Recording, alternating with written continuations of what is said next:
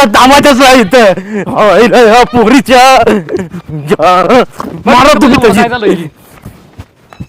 ओ नाना नाही नाना नका पळू काय होत नाही. अरे काय सगळं करता आता होती नाही तेवढी घालवली गावामध्ये घालवलेली पोरीला आला ओ नाना म्हातारं एक काय करतं काय माहिती.